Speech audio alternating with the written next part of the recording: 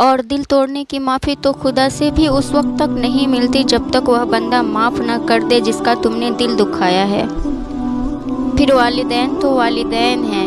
CSS پاس کرنے کے بعد غریب والدین کا اکلوتا بیٹا افسر بن کر پہلے دن اپنے غریب والدین کو کرسی پر بٹھا کر ثابت کر دیا کہ کامیابی کی اصل کنجی والدین کی دعائیں اور ان کی محبت ہے۔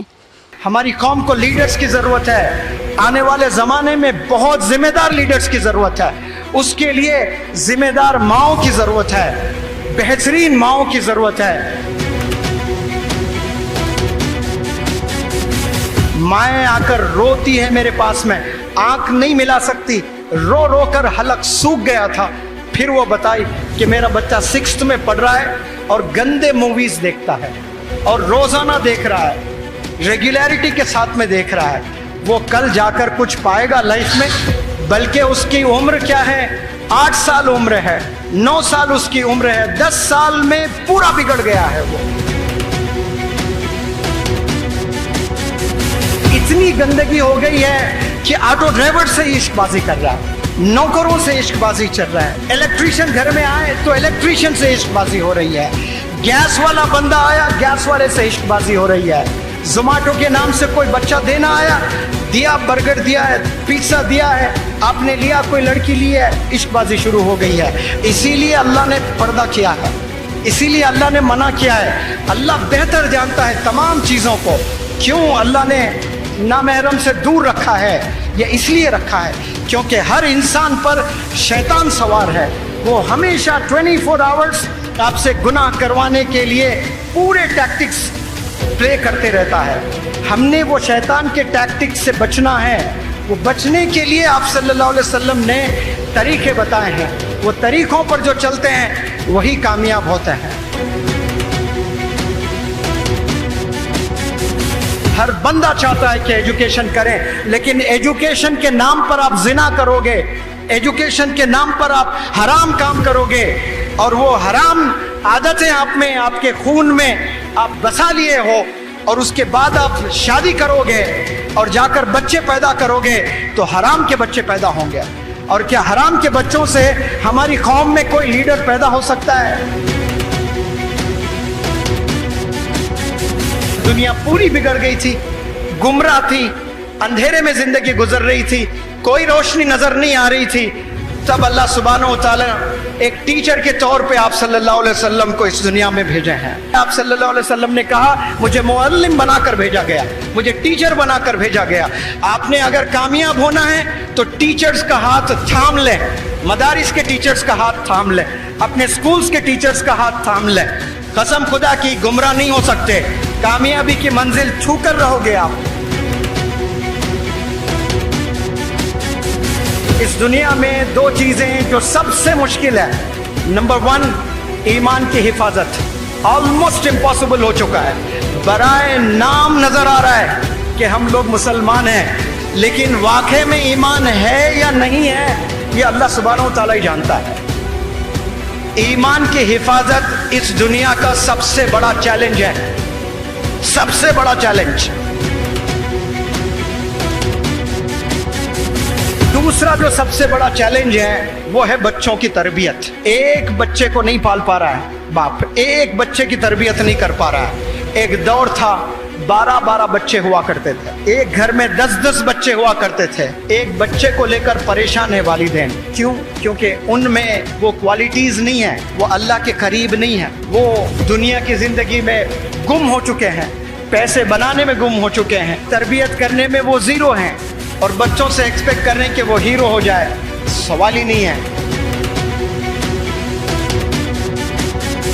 کامیابی کی پہلی سیڑھی آپ کے والدین ہیں، آپ کے والدین ہیں، آپ کے والدین ہیں۔ میتھمیٹکس نہیں ہے کامیابی کی سیڑھی، کمپیوٹر سائنس نہیں ہے کامیابی کی سیڑھی۔ یاد رکھیں، کامیاب ہونا چاہتے ہیں والدین کو خوش کرنا، اپنے والدین کو راضی کرنا، کیونکہ والدین کو جیسے راضی کرو گے پیرللی اللہ راضی ہو جائے گا، اور جب اللہ راضی ہو جائے گا ایسے اپرچونٹیز دے گا آپ گمان نہیں کر سکتے کہاں کہاں سے آپ کو اپرچونٹیز ملیں گے۔ اگر آپ کے سگے ماموں सगे चाचा, सगे ताया, सगे फूफा, जिनसे आपकी बड़ी अच्छी जमती है, जो आप बहुत मोहब्बत करते हैं, वो अगर आपके घर आ जाएं, 3 दिन से ज्यादा अगर आपके घर में रुकने लगे, कसम खुदा की चिढ़ पैदा होगी आपको। 3 दिन अच्छा लगेगा, कोई भी मामा, चचा, ताया, फूफा, कोई भी रिश्तेदार, 3 दिन के बाद घिन हो जाएगी आपको, अजीब इरिटेशन होगा कि अम्मी को जाकर पूछेंगे कि अम्मी ये लोग कब चले जाएंगे, इतने दिन क्यों हैं? तो आपको न जाने कितने दिन से आपके अब्बा हुजूर पाल रहे हैं, आप फेल होते जा रहे हैं, आप फेल होते जा रहे हैं, 10 साल फेल हुए, अब्बू ने कभी खाना नहीं रोका आपका, अब्बू ने हमेशा 3-3 वक्त आपको खाना दिया है, और उसके बदले में आपने आज तक कुछ अब्बा हुजूर को तोहफा दिया है? बढ़ते दिन के साथ हर नौजवान के ख्वाहिशात बढ़ रहे हैं। मैं गरीब हूँ, मेरे अब्बू के पास इतने पैसे नहीं है, मुझे ये फ़ोन नहीं चाहिए, I do not deserve this phone, ये ख्याल कभी नहीं आ रहा है कोई गरीब बच्चे को भी। मैं गरीब हूँ, मुझे अच्छी पढ़ाई हासिल करके मल्टीनेशनल कंपनी में जॉब करना है, मेरे घर के सारे प्रॉब्लम सॉल्व करना है। करोड़ों में कोई एक नौजवान को ये ख्याल आता है। मैं गरीब हूँ, मैं स्लम में हूँ, लेकिन मुझे आईफोन ज़रूर चाहिए, मुझे बाइक ज़रूर चाहिए, मुझे जीन्स ज़रूर चाहिए, मुझे फलाना टी शर्ट ज़रूर चाहिए। ये ख्वाहिशात सबके हैं और कोई बुरे नहीं हैं। You have absolute right to buy an iPhone. You have absolute right to buy the bike of your choice. वालिद के पैसों से ना खरीदें, आप अपने खुद के पैसों से खरीदें, तब पता चलेगा कि एक एक रुपया कमाना कितना मुश्किल होता है। आज शहर जाएं, हैदराबाद, बेंगलुरु, मुंबई, ऐसे बड़े बड़े शहर जाएं आपको ऐसे भी यंगस्टर्स मिलेंगे जो ग्रेजुएट्स हैं, जो इंजीनियरिंग किए हैं, जो पोस्ट ग्रेजुएट्स हैं, जो MBA किए हैं। ये करने के बाद न जाने कितने यंगस्टर्स आज स्विगी में काम कर रहे हैं, आज जोमेटो में काम कर रहे हैं, आज ऊबर ओला गाड़ी चला रहे हैं। इसके लिए क्या मुसलमान कौम पैदा हुई है कि हम लोग स्विगी घर घर जाकर खाना डालें?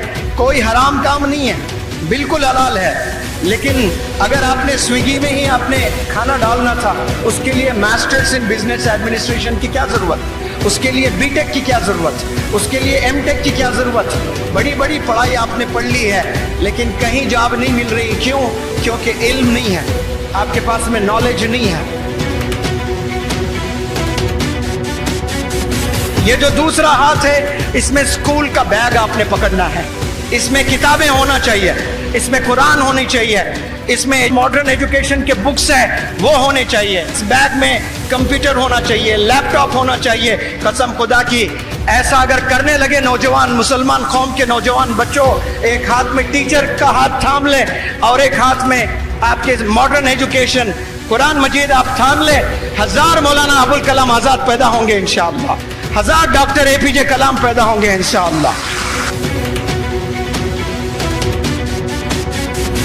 मैं अभी अक्कल कुआं में, मेरा वक्त बहुत ज़्यादा गुजर रहा है। मौलाना हुज़ैफ़ा बस्तानवी साहब कह रहे थे, सर ये जिक्र आप हर स्पीच में रखते हो कि मौलाना अबुल कलाम आज़ाद साहब जब 12 साल की उम्र के थे आपने लाइब्रेरी सेटअप की थी। तो सर मैंने भी जब 12 साल की उम्र थी इंडिया की पूरी हिस्ट्री पढ़ ली थी मैंने। तो आज माशाल्लाह कितने बड़े मदारिस, कितने बड़े स्कूल, कितने बड़े कॉलेजेस, अभी 5 यूनिवर्सिटीज़ डालने की जरूरत कर रहा है एक आलिम दीन, 5 यूनिवर्सिटीज डालना। ये मदरसे के बच्चे कैसे ज़हीन होते हैं।